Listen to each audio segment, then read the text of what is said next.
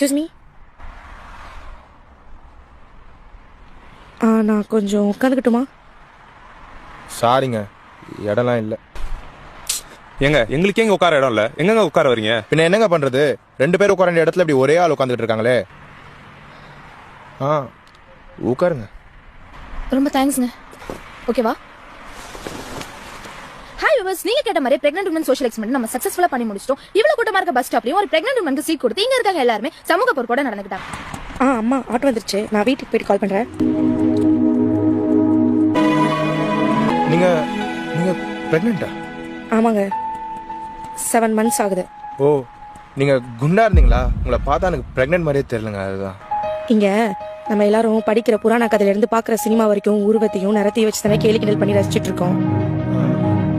நீங்க அந்த கர்ப்பிணி மாதிரி வந்த பொண்ணுக்கு உட்கார இடம் கொடுத்தது சமுதாய பொறுப்புன்னா, ஒருத்தவங்களை உருவகேலி செய்யாம இருப்பதும் சமுதாய பொறுப்பு தானேங்க.